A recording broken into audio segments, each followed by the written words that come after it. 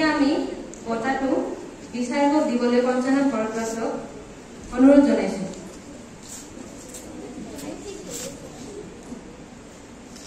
এতিয়া বিচাৰকক শ্ৰেয়সী কাশ্যপক বঁটাটো বিতৰণ কৰিবলৈ অনুৰোধ জনাইছো।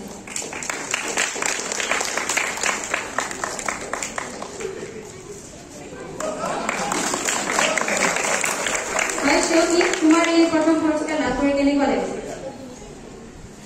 মোৰ এই প্ৰথম পুৰস্কাৰটো লাভ কৰি বৰ ভাল লাগিছে আৰু মই মোৰ বন্ধু কুমাৰ দীপক ধন্যবাদ জনাইছো, কাৰণ তাৰ কাৰণে মই আজি এই প্ৰথম পুৰস্কাৰটো লাভ কৰিবলৈ সক্ষম হৈছো।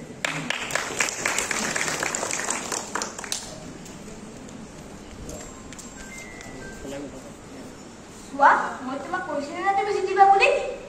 আজিৰ পৰা মনৰ পৰা ভয় আঁতৰাই তুমি তোমাৰ জীৱনত আগুৱাই যাই থাকিবা। Thank you. তোমাৰ কাৰণে আজি মই এই প্ৰথম পুৰস্কাৰটো লাভ কৰিবলৈ সক্ষম হৈছো।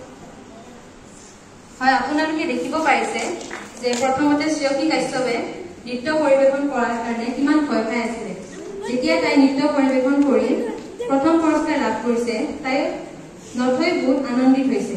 গতিকে আমি কেতিয়াও ভয় খাব নালাগে। এতিয়া আমি শলাগৰ ফালে আগবঢ়াবৰ বাবে পঞ্চানন ভৰদ্বাজক মাইক্ৰফোনটো আগবঢ়াই দিছো।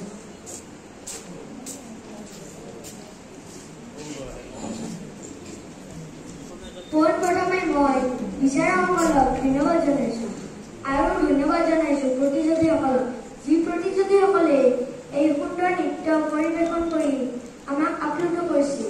আৰু মই ধন্যবাদ জনাইছো দৰ্শকসকলক, যি দৰ্শকসকলে আমাৰ এই অনুষ্ঠানটো চাই উপভোগ কৰিছে, সেই দৰ্শকসকলকো মই ধন্যবাদ জনাইছো।